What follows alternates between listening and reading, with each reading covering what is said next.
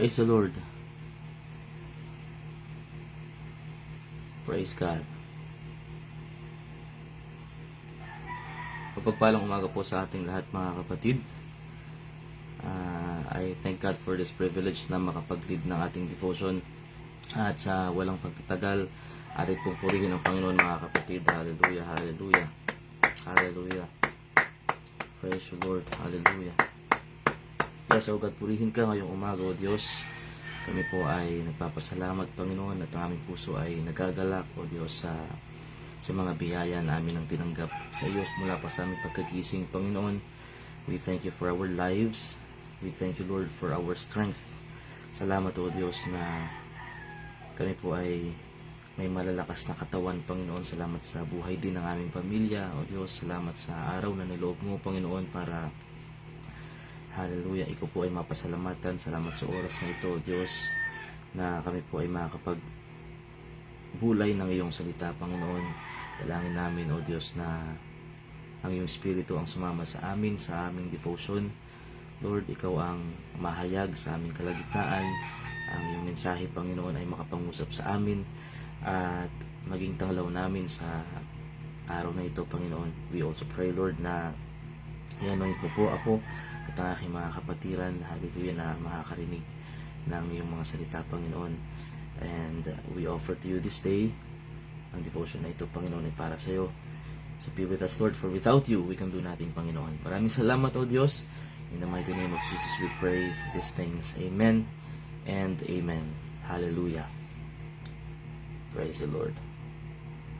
Praise God. And good morning po sa ating lahat. At nais ko pong basahin natin mga kapatid yung aklat ng 2 Corinthians 1:3-4. Yan. 2 Corinthians 1:3-4. Sabi doon mga kapatid, praise be to the God and Father of our Lord Jesus Christ, the Father of compassion, and the God of all comfort, who comforts us in all our troubles, so that we can comfort those in any trouble with the comfort we ourselves receive from God. Hallelujah. At sa Tagalog, mga kapatid, sabi dyan ay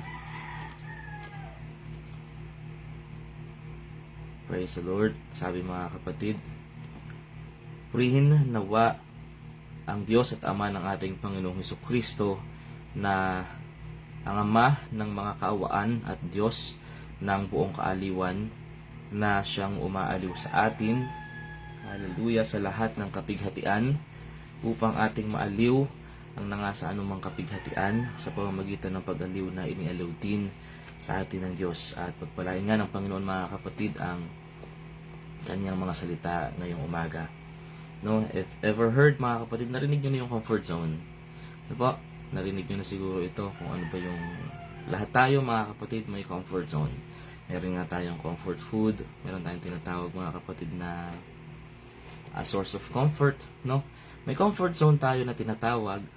Meron ding mga ito mga kapatid, no, may idea na siguro kayo kung ano yung mga comfort zone na ito, kung saan you feel at peace, you feel secure. Mga kapatid, parang nandoon yung kapanatagan, mga kapatid, nating kalooban. And it's so, hallelujah, gusto lagi natin nasa comfort zone. Medyo wala kasing effort dito mga kapatid. Chill lang kung ating tawagin, no, sa colloquial na mga pananalita mga kapatid, no. Kapag nasa comfort zone tayo, wala masyadong effort eh. Pag nasa comfort zone tayo mga kapatid, sanay na tayo dun, walang challenge, no? Lalo kung hindi tayo mga parang tinatawag natin na adventurous or risk taker, mga kapatid. Parang gusto na lang natin na nandun tayo sa isang stable na place na tinatawag natin na comfort zone. And although masarap naman din talaga sa pakiramdam mga kapatid, no, na nasa comfort zone ka, kasi sanay ka dun eh, panatag ka dun, you feel safe and secure. Pero mga kapatid, much of the testing of our faith doesn't happen doon sa comfort zone, no? And much of growth mga kapatid ay hindi din nangyayari kapag tayo ay nasa comfort zone. No, and hallelujah, kaya nga mga kapatid, sa umaga na ito, sinasabi dito sa ating teksto that God, our God mga kapatid, is the God of all comfort. And hindi ibig sabihin mga kapatid na kapag sinasabi that our God, the God whom we serve is the God of all comfort, ay nandun na tayo sa idea na comfort zone ito. No, kumbaga panatag tayo dito. Ibig sabihin walang hindi magalaw ang journey na ito. Ibig sabihin walang salimuot mga kapatid, walang masyadong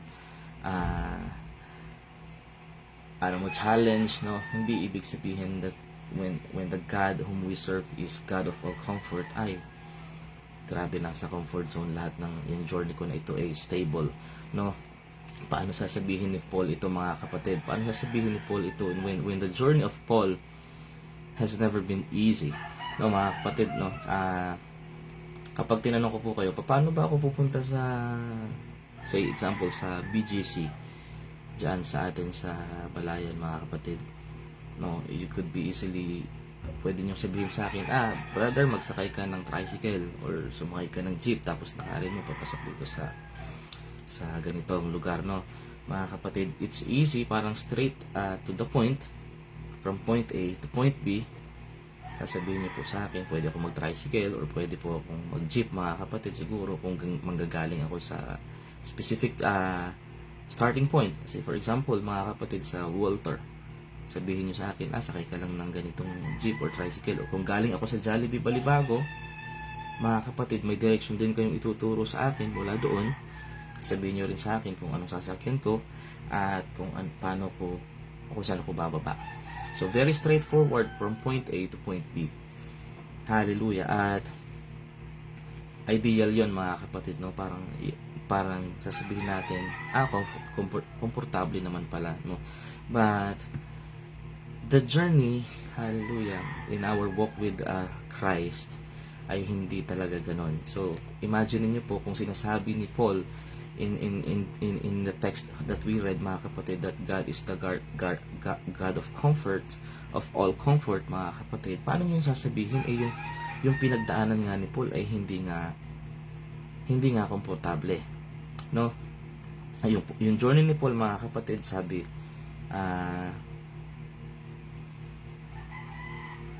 hallelujah, hindi naman straightforward yung journey ni Paul.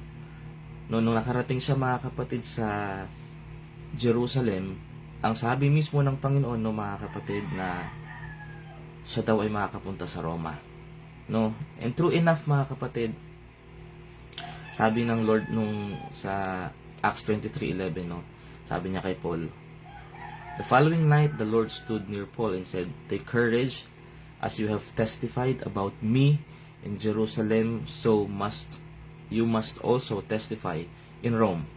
Hallelujah. So sinabi ng Panginoon, oo Paul, makakapunta ka sa Roma. Pagkagaling mo sa Jerusalem, makakapunta ka sa Roma. And yun yung sinabi para mag-testify of me. Mga kapatid, sinabi ng Diyos, makakapunta si Paul sa Roma. Pero hindi po ganun kadali ang naging journey ni Paul from Jerusalem to Roma. Alam niyo po kung ano nangyari mga kapatid, no?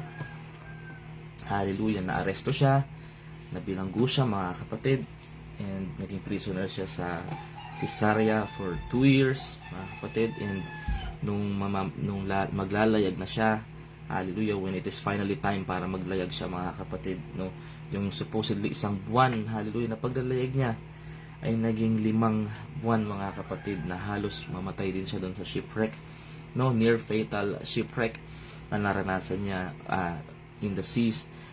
And habang naghuhugas siya mga kapatid ng kanyang doon, nagwa-wash up siya mga kapatid, no, sa shores of Malta, hallelujah, nakagat pa siya ng ahas mga kapatid sa mga pinagdaanan niya na yon. Really, God, nandito na lang ako, nandito na ako. And when he was mga kapatid ultimately in Rome para maging misyonero mga kapatid, naging prisoner siya. So yeah, sabi ng Panginoon, makakarating ako sa Roma para mag-testify about me. Pero yung pinagdaanan ni Paul mga kapatid, hindi po siya talaga madali. Hindi po siya madali. And Siguro kung ako si Paul, tatanungin ko, Lord, sabi mo makakarating ako dito eh. Nakarating nga ako, Lord, pero bakit naman ganito yung pinagdaanan ko?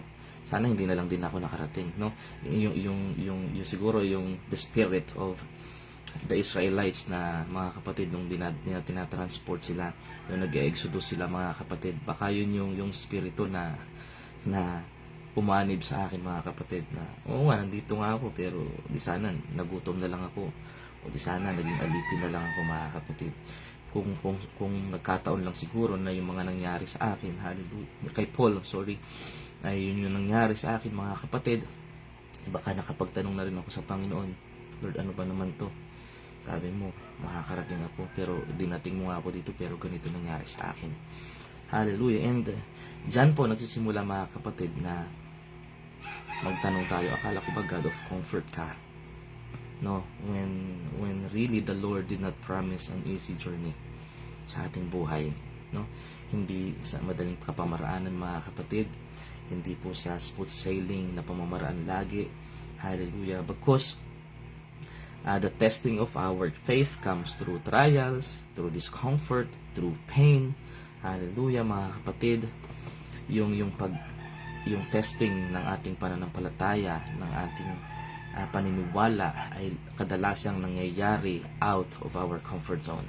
Kasi mga kapatid, kung stable lang, kung chill lang, kung sa comfort zone lang, parang wala namang challenge eh. Wala namang paano matitest yung faith mo. Kung lagi-lagi masaya lang, lagi-lagi feeling blessed, lagi-lagi feeling ka mga kapatid na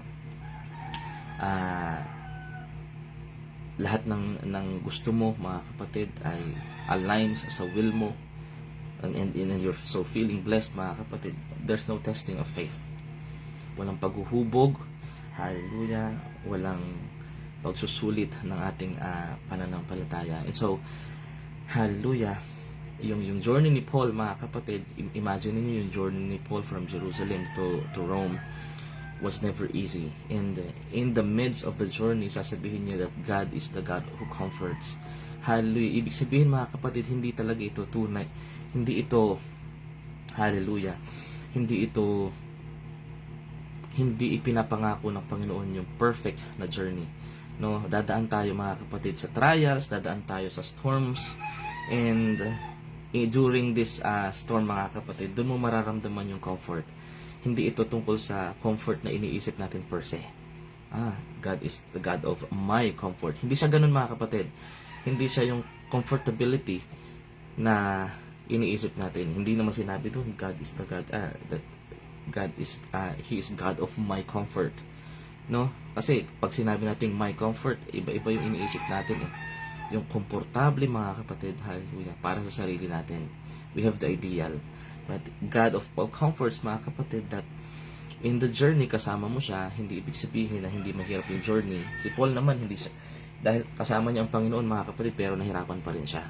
Tama. But the presence of the Lord, doon sa paghihirap niya mga kapatid, that's the comfort na nanggagaling sa Panginoon. Hindi siya inalis ng Panginoon mga kapatid kay Paul, the same way na hindi rin inaalis kaagad sa atin. Hallelujah. But then it's the reassuring fact, it's the comforting fact na kahit pinagdadaanan natin mga kapatid yung paghuhubog, yung trials mga kapatid, the discomfort, the pain, the failures, hallelujah, ay kasama natin ng Diyos. Malala niyo po ang Panginoong Jesus, sinabi niya nung nananalangin siya sa Getsemani, no?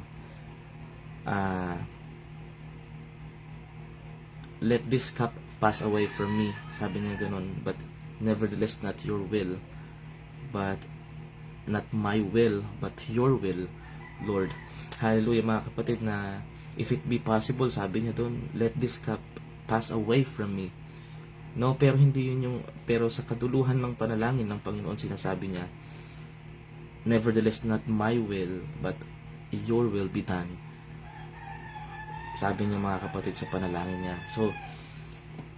So we do not ask for the Lord mga kapatid, alisin mo ito Lord sa akin, bagkus samahan mo ko Lord sa pagtahak ko dito, dahil alam ko Diyos na may ginagawa ka sa akin, kaya pinagdadaanan ko to, kaya pinahintulot ito Panginoon. I know na may gusto kang ibigay sa akin, may gusto kang mangyari sa akin, may gusto kang iparating sa akin, may gusto kang ma-develop sa akin.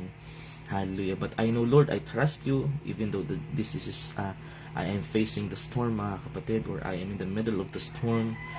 But I trust you, Lord, because I know you are with me. And that in itself is reassuring, mga kapatid. That in itself is comforting. Hallelujah. The journey will not be storm free, mga kapatid, but remember that in the journey, hallelujah, God is with you. In the journey, mga kapatid, we are not alone. And in the journey, kahit mahirap yan, kahit puno ng pagsubok yan, mga kapatid, the comfort is in the fact that habang tayo ay nahihirapan, kasama natin ang Diyos. No, kaya sinasabi that God is the God of all comfort. That He is God of all comfort, mga kapatid, dahil kasama natin ang Diyos, dahil nasa presensya tayo ng Diyos. Mahirap? Yes, mahirap. Hindi laging smooth sailing, mga kapatid. But the fact na kasama natin ang Diyos sa paghihirap, mga kapatid, that is comforting, and that is in itself reassuring. At alam niyo po, ministry happens in the middle of the storm. No, ministry happens habang nahihirapan ka. Alala mo, mga kapatid, habang nahihirapan si Paul, di ba? Nakapag-minister siya sa iba. Habang nahihirapan si Paul, nakakapag-encourage siya ng fellow passengers niya. Habang nahihirapan si Paul, nakakapag-testify siya sa katotohanan, mga kapatid, before governors and kings. Kaya habang nahihirapan tayo, mga kapatid, huwag tayo mag-focus sa hirap. No? Pagkus alamin natin that ministry can happen in the middle of the hardship, in the middle of trials, in the middle of the storm. Ay, pwede palang mangyari sa akin to. Pwede ko palang magawa to para sa Panginoon. No? Be faithful wherever you are. Kasi, kung saan ka man dinadala ng Diyos, mga kapatid, may purpose ka kung bakit ka nandiyan. No?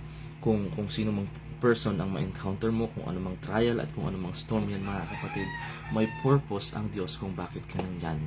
And ministry can happen in the middle. Ministry can happen, mga kapatid, while you are sick. Ministry can happen habang nahihirapan ka. Ministry can happen habang feeling mo hindi ka successful, mga kapatid. Ministry can happen habang, hallelujah, habang feeling mo ay failure ka. Habang feeling mo sinusubok ka, mga kapatid. Yan mismo na yan, right where you are, ministry can happen. Alam niyo po, right there, habang nananalangin ang Panginoong Jesus sa Getsemane, an angel came. An angel of the Lord came. No, sabi ang panalangin ng Panginoong Diyos, if it be possible, let this cup be taken away from me. Pero alam niyo po, mga kapatid, kung anong ibinigay ng Diyos, hindi niya inalis yung sorrow sa Panginoon, but an angel appeared. An angel came to strengthen him. And there, mga kapatid, no,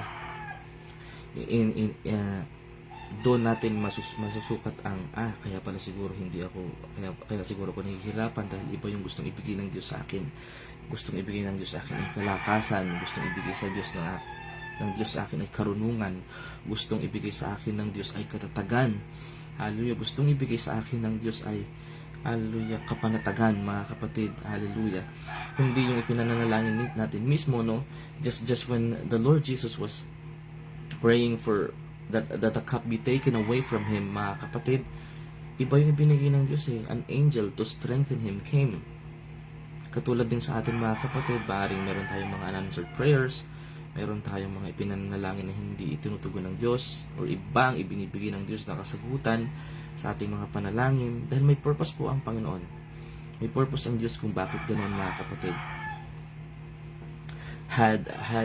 Kung naalis, mga kapatid, yung sorrow, hallelujah, kung naalis yung sorrow, maaring hindi nagtagumpay ang Panginoong Diyos sa kamatayan.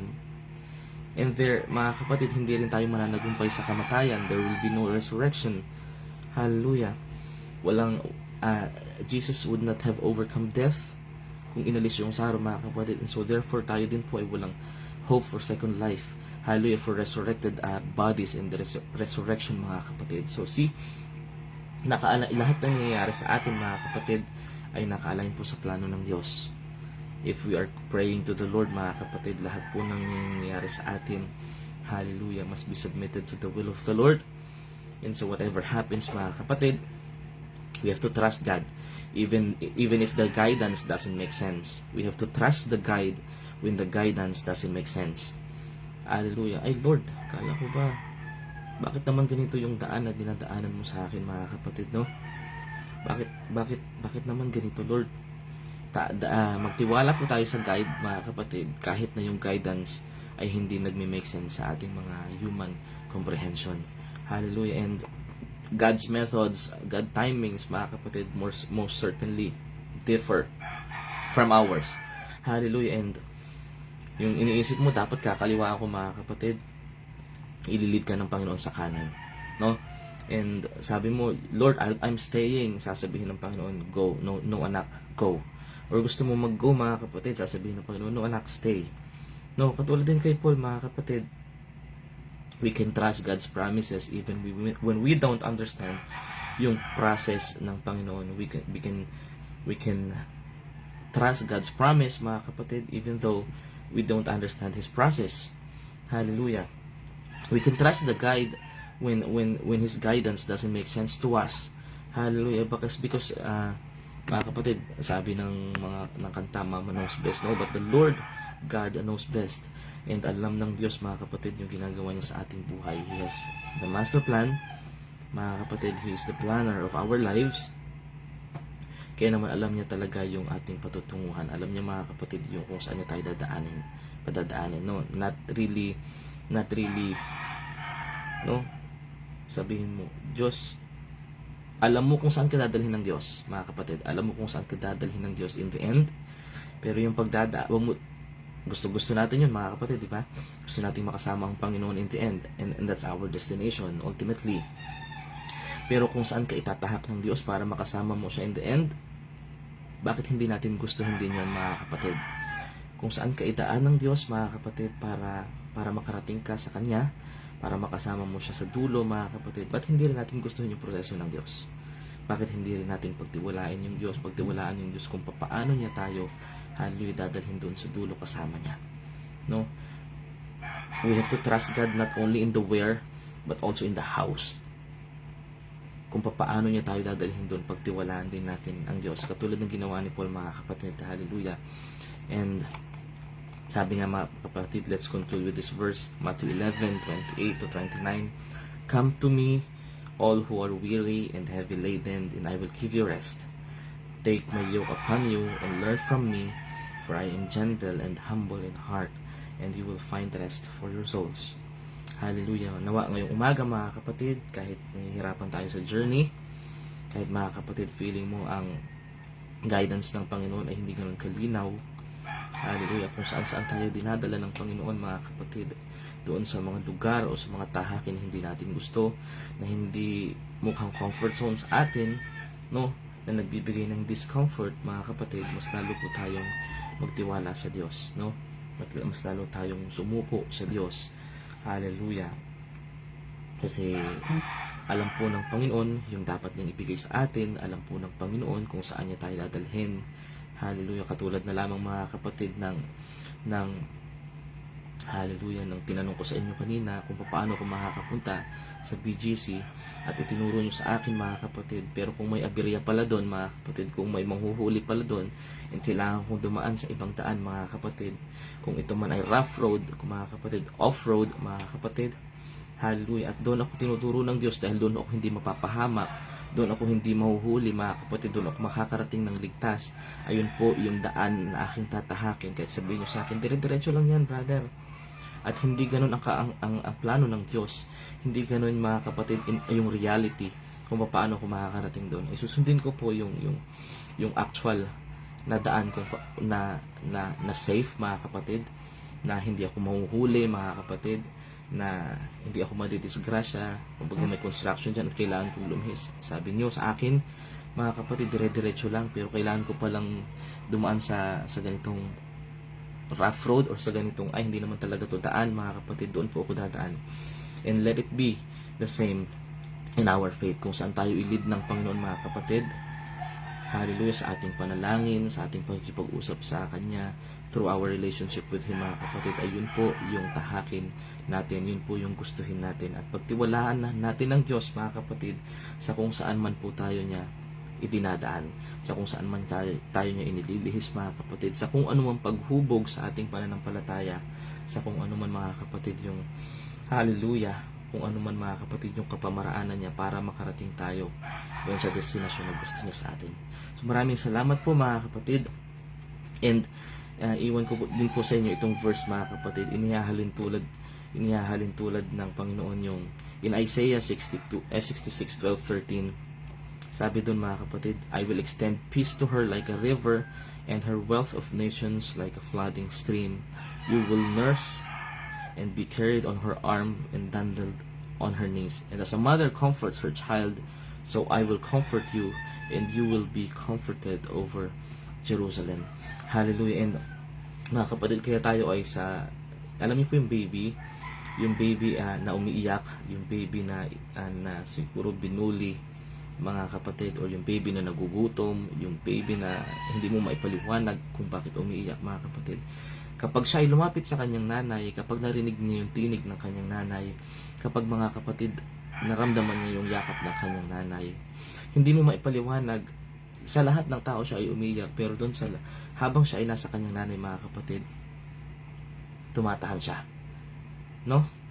Hallelujah. Habang ang bata, mga kapatid, na binigay mo ng lahat ng nag-aalaga o ng ibang tao, mga kapatid, ay hindi na maganda o gaga sa ating term, mga kapatid, ay subalit kung habang marinig niya lang yung boses ng kanyang nanay, yung paghawak ng kanyang nanay, yung yakap ng kanyang nanay, mga kapatid, hallelujah, hindi mo maipaliwanag na dahilan, bakit biglang tumahan, ito naman sa akin, binigay ko na lahat. Subalit, mga kapatid, ay hindi siya tumatahan, pero nung nasa kanyang nanay, tumahan siya. The comfort that a mother gives, it's the same comfort. Doon po inihalin tulad ng Panginoon yung comfort na mayroon siya under the wings of a mother, mga kapatid. Hallelujah. Sa halukip-kip ng nanay, hallelujah, doon po inihalin tulad ng Diyos yung kanyang comfort na ibinibigay sa atin. And much more than that, mga kapatid, no, kapag tayo ay lumapit sa comfort ng Panginoon, mga kapatid, doon din tayo tatahan, doon din tayo sasaya, doon din tayo magiging panatag, doon din tayo magiging stable, at doon, mga kapatid, yung ating comfort zone, under the arms of the Lord. Hallelujah. Purihin po natin siya. Hallelujah. Sa ating pagwawakas, tayo po ay manalangin, mga kapatid. Panginoong Jesus, hallelujah, dakilang Ama, kami, o Diyos, ay lumalapit sa iyo ng pusong may pagpapasalamat, o Diyos. Hallelujah. We pray, Lord, na kami ngayong umaga ay matutong magtiwala sa kabila ng lahat naming pinagdadaanan, sa kabila ng lahat ng failure, Panginoon, and discomfort, and sickness, Panginoon, and frustrations, Lord, and derailments, Panginoon. Sa kabila ng lahat ng nangyayari sa aming mga buhay, o Diyos, na hindi namin gusto, ay kami ay tulungan mo magtiwala, tulungan mo, Panginoon, na that we trust in you, Lord, even though your guidance doesn't seem right, doesn't seem, Panginoon, na comfortable para sa amin, o Diyos. Hallelujah. Alam namin, o Diyos, na ikaw po ang nakakaalam ng plano mo sa aming buhay. Hallelujah. Kaya naman, kung nasa mga punto kami na hindi namin naiintindihan, Panginoon, bagkus kaming lalong magtiwala sa iyo, Panginoon. Hallelujah. And not only in where you will lead us, Panginoon, but also trust you, Lord, on how you will lead us to where, Panginoon, you will lead us. Maraming salamat, Panginoon. And sa umaga na ito ay nakamit namin ang iyong pagpapala. Umaga pa lamang, Panginoon, kami ay ramdam na namin ang iyong pagmamahal. Umaga pa lamang, O Diyos, ay pinupuspos mo na kami ng iyong presensya, ng iyong Espiritu, Panginoon. We pray, Lord, that throughout the day, Panginoon, ikaw po ang magiging tagapag-ingat namin. Ikaw ang magiging taga-aliw namin, Panginoon, hallelujah, sa kabila ng aming mga pinagdadaanan, O Diyos. Ikaw ang aming magiging taga-protekta, tagapagligtas, Panginoon. Shower us and cover us with your blood, Panginoon, that we may be protected throughout the day.